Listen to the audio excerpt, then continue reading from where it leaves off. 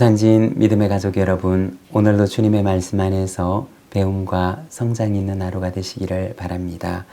오늘 말씀은 예레미야서 37장 11절에서 21절입니다. 갈대아인의 군대가 바로의 군대를 두려워하여 예루살렘에서 떠나매 예레미야가 베냐민 땅에서 백성 가운데 분깃을 받으려고 예루살렘을 떠나 그리로 가려 하여 베냐민 문에 이른즉 하나냐의 손자요 셀레마의 아들인 이리야라 이름하는 문지기의 우두머리가 선지자 예레미야를 붙잡아 이르되 내가 갈대아인에게 항복하려 하는도다. 예레미야가 이르되 거짓이다. 나는 갈대아인에게 항복하려 하지 아니하노라. 이리야가 듣지 아니하고 예레미야를 잡아 고관들에게로 끌어가매 고관들이 노여워하여 예레미야를 때려서 서기관 요나단의 집에 가두었으니 이는 그들이 이 집을 옥으로 삼았음이더라. 예레미야가 뚜껑 씌운 웅덩이에 들어간 지 여러 날 만에 시드기야 왕이 사람을 보내어 그를 이끌어내고 왕궁에서 그에게 비밀을 물어 이르되 여호와께로부터 받은 말씀이 있느냐? 예레미야가 대답하되 있나이다. 또 이르되 왕이 바벨론의 왕의 손에 넘겨지리이다. 예레미야가 다시 시드기야 왕에게 이르되 내가 왕에게나 왕의 신하에게나 이 백성에게 무슨 죄를 범하였기에 나를 옥에 가두었나이까? 바벨론의 왕이 와서 왕과 이 땅을 치지 아니하리라고 예언한 왕의 선지자들이 이제 어디 있나이까? 내 주 왕이여, 이제 청하건대 내게 들으시며 나의 탄원을 받으사 나를 서기관 요나단의 집으로 돌려보내지 마옵소서. 내가 거기에서 죽을까 두려워하나이다. 이에 시드기야 왕이 명령하여 예레미야를 감옥들에 두고 떡 만드는 자의 거리에서 매일 떡 한 개씩 그에게 주게 하매 성중에서 떡이 떨어질 때까지 이르니라. 예레미야가 감옥들에 머무니라. 오늘 우리가 읽은 본문 11절에 보면 당시의 국제 정세에 대해서 말을 하고 있는데 바로의 군대가 올라오고 갈대아인의 군대가 예루살렘에서 떠나게 됩니다. 당시 팔레스타인 지방의 패권을 차지하던 나라가 아래로는 전통적으로 애굽이었고 또 위로는 아수르와 바벨론과 바사가 돌아가면서 강국을 이루게 됩니다. 애굽이 좀 더 강성했던 때도 있었고 아수르나 바벨론이나 바사 왕국이 좀 더 강성했던 때도 있었습니다. 그 사이에 이스라엘이 위치하고 있었는데 누가 패권을 차지하는가에 따라서 이스라엘의 정세도 엎치락 뒤치락 하기도 했습니다. 남쪽에 애굽의 힘이 강할 때는 애굽에 붙었다가 북쪽 왕국의 힘이 강할 때는 북쪽에 붙었다가 누가 힘이 강한지를 보고 그 사이에서 눈치 보기를 하고 있었던 것이 바로 이스라엘이었던 것입니다.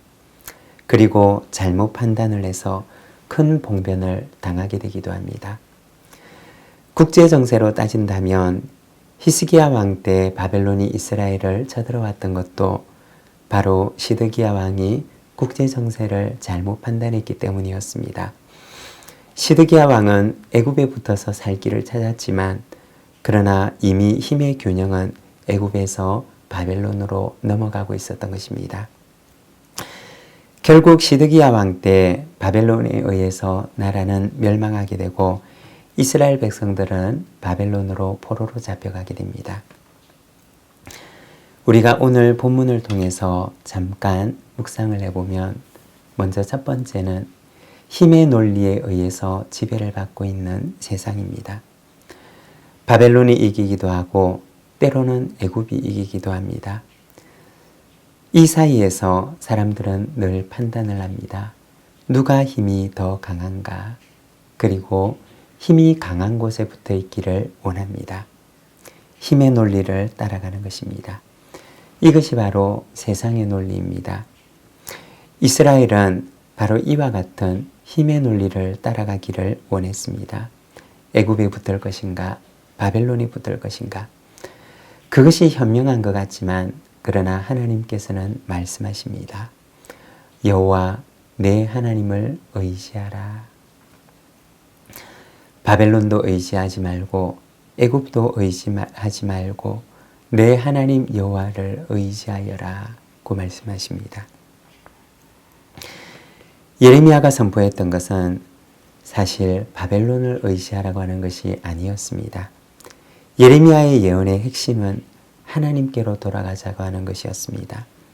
바벨론도 아니고 애굽도 아니고 하나님께로 돌아가자고 하는 것이 바로 예레미야가 말했던 내용이었습니다.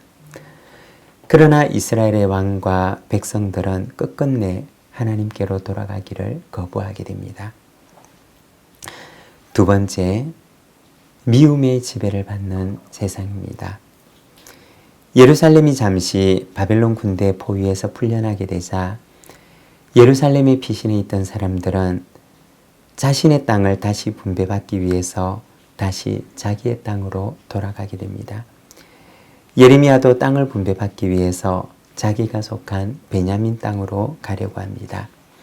그런데 베냐민 땅으로 가는 문을 지키던 문지기가 예레미야의 앞을 가로막는 것입니다. 그리고 말합니다.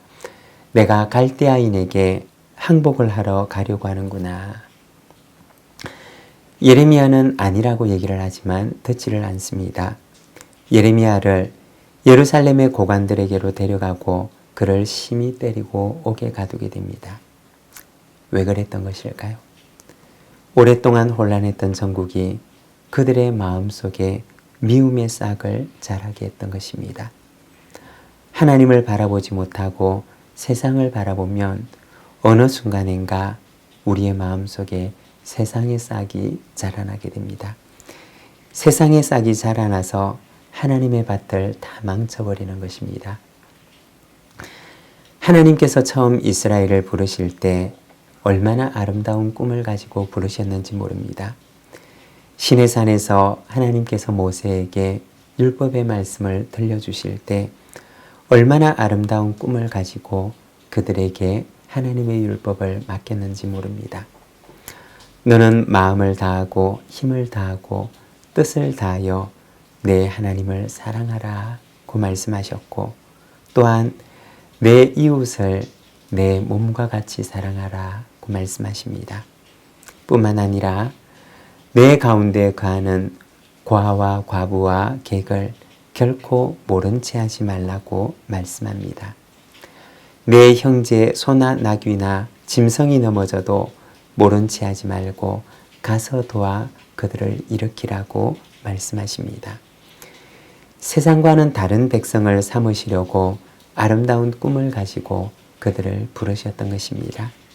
그러나 그들이 하나님을 잃어버리게 되자 그들 가운데는 세상의 싹이 자라나게 되는데 오늘 말씀에 보면 미움의 싹이 자라나서 예레미야를 잡아 심히 때리고 그를 옥에 가두게 됩니다.